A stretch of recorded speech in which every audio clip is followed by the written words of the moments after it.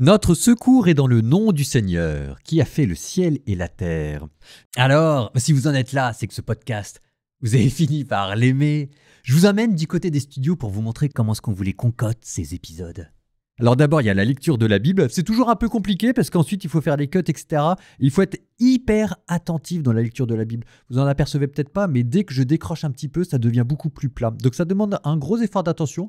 D'ailleurs, c'est très sympa, j'aime bien, c'est un exercice spirituel. Et ensuite, il faut trouver un livre pour faire les commentaires parce qu'on ne peut pas avoir des idées géniales tout seul tout le temps.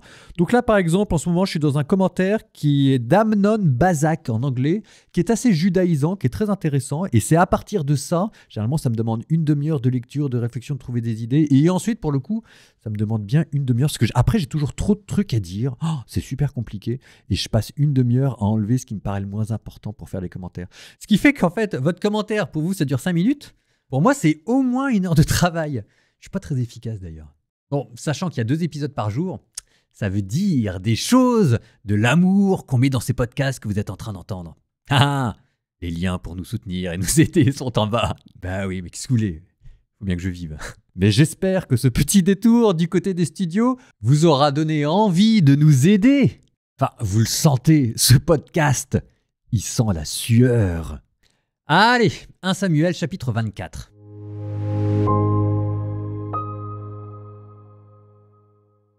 De là, David monta au refuge d'En-Guédi où il s'établit. Or, quand Saül revint de la poursuite des Philistins, on l'en informa. Voici que David est au désert d'En-Guédi. Saül prit 3000 hommes, choisis dans tout Israël, et partit à la recherche de David et de ses gens, en face du rocher des Bouquetins. Il arriva au parc à moutons qui sont en bordure de la route. Il y a là une grotte où Saül entra pour se soulager. Or, David et ses hommes se trouvaient au fond de la grotte. Les hommes de David lui dirent « Voici le jour dont le Seigneur t'a dit. Je livrerai ton ennemi entre tes mains, tu en feras ce que tu voudras. » David vint couper furtivement le pan du manteau de Saül. Alors, le cœur lui battit d'avoir coupé le pan du manteau de Saül. Il dit à ses hommes, « Que le Seigneur me préserve de faire une chose pareille à mon maître qui a reçu l'onction du Seigneur. Portez la main sur lui qui est le Messie du Seigneur. » Par ces paroles, David retint ses hommes. Il leur interdit de se jeter sur Saül. Alors Saül quitta la grotte et continua sa route. David se leva, sortit de la grotte et lui cria « Mon Seigneur le roi !» Saül regarda derrière lui. David s'inclina jusqu'à terre et se prosterna. « Pourquoi écoutes-tu les gens qui te disent « David te veut du mal ?» Aujourd'hui même, tes yeux ont vu comment le Seigneur t'avait livré entre mes mains dans la grotte. Pourtant, j'ai refusé de te tuer. Je t'ai épargné et j'ai dit « Je ne porterai pas la main sur mon Seigneur le roi qui a reçu l'onction du Seigneur. » Regarde, Père, regarde donc. Voici dans ma main le pan de ton manteau. Puisque j'ai pu le couper et que pourtant je ne t'ai pas tué, reconnais qu'il n'y a en moi ni méchanceté, ni révolte. Je n'ai pas commis de faute contre toi, alors que toi, tu traques ma vie pour me l'enlever. C'est le Seigneur qui sera juge entre toi et moi. C'est le Seigneur qui me vengera de toi. Mais ma main ne te touchera pas. Comme dit le vieux proverbe, « Des méchants sort la méchanceté, et c'est pourquoi ma main ne te touchera pas. » Après qui donc le roi d'Israël s'est-il mis en campagne? Après qui cours-tu donc? Après un chien crevé? Après une puce? Que le Seigneur soit notre arbitre, qu'il juge entre toi et moi, qu'il examine et défende ma cause, et qu'il me rende justice en me délivrant de ta main. » Lorsque David eut fini de parler, Saül s'écria, « Est-ce bien ta voix que j'entends, mon fils David ?» Et Saül se mit à crier et à pleurer. Puis il dit à David, « Toi, tu es juste, et plus que moi, car toi, tu m'as fait du bien, et moi je t'ai fait du mal. Aujourd'hui, tu as montré toute ta bonté envers moi. Le Seigneur m'avait livré entre tes mains et tu ne m'as pas tué. Quand un homme surprend son ennemi, va-t-il le laisser partir tranquillement? Que le Seigneur te récompense pour le bien que tu m'as fait aujourd'hui. Je sais maintenant que tu régneras certainement et que la royauté d'Israël tiendra bon bâton en ta main. Alors, jure-moi par le Seigneur que tu ne supprimeras pas ma descendance après moi, que tu ne feras pas disparaître mon nom de la maison de mon père. » David le jura à Saül, puis Saül rentra chez lui, tandis que David et ses hommes remontaient à leur refuge.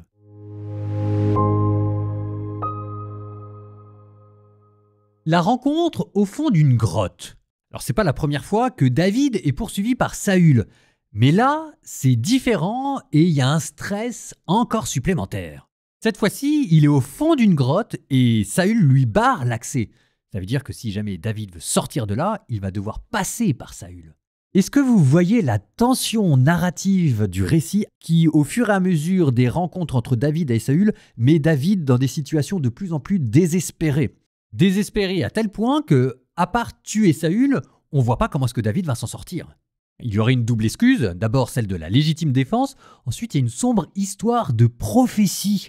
Verset 5, le texte vous dit « Les hommes de David allèrent le voir pour lui dire « Si, souviens-toi, il y a une prophétie qui dirait que tu allais prendre la place de Saül, donc c'est bon, tu peux y aller, tu peux le tuer, prends sa place. » Les hommes de David lui dirent « Voici le jour dont le Seigneur a dit « Je livrerai ton ennemi entre tes mains, tu en feras ce que tu voudras. » Sauf que, quitte à s'attacher aux détails du texte, cette prophétie, elle vient de nulle part, on n'en a jamais parlé avant.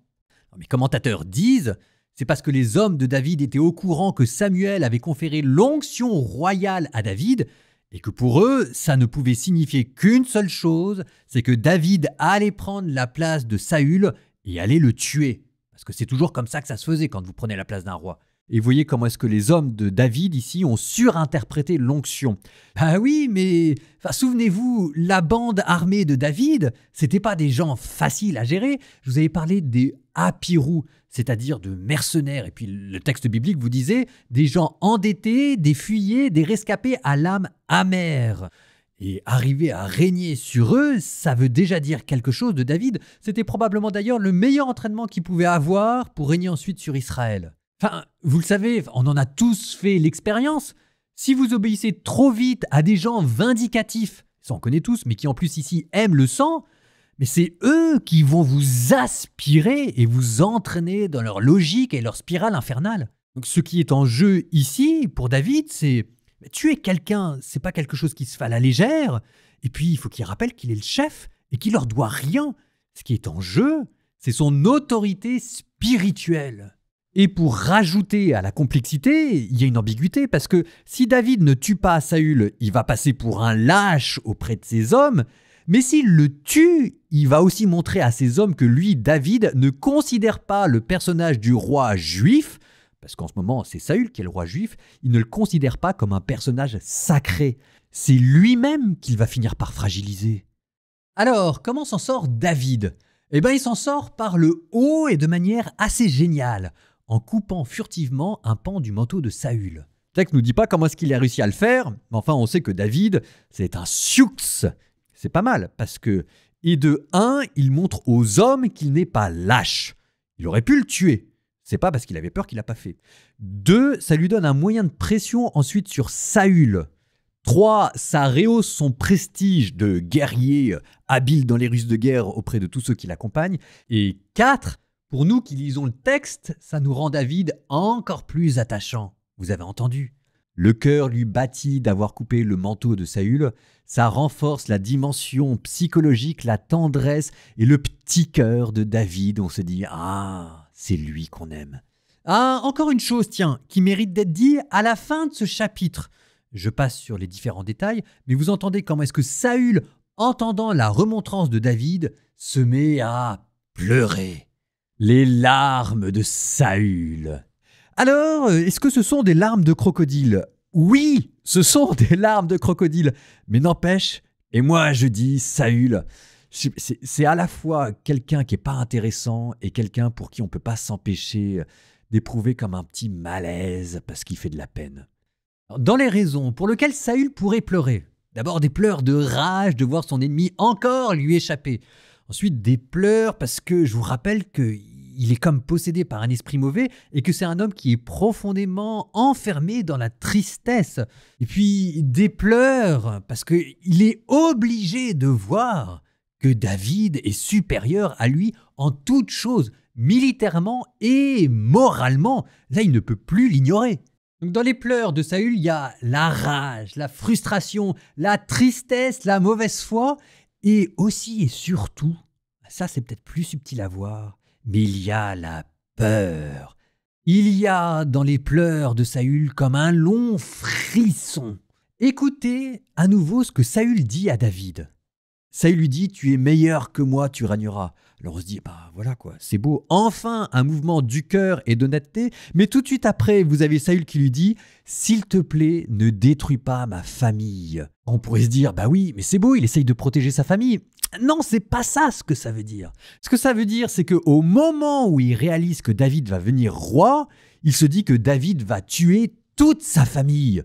Alors qu'en fait, David vient de l'épargner, donc évidemment, c'est ce qui ne va pas se faire. Alors pourquoi est-ce que Saül crève de trouille et se dit que David va tuer toute sa famille ? Eh bien parce que lui, Saül, c'est ce qu'il aurait fait. Ce sur quoi les larmes de Saül attirent votre attention, c'est que derrière la rage, la frustration de Saül, derrière la peur et le frisson qu'il a, se cache en fait de la cruauté. Oui, il y a aussi chez cet homme de la cruauté. Psaume 73. Pourquoi Dieu nous rejetait sans fin ?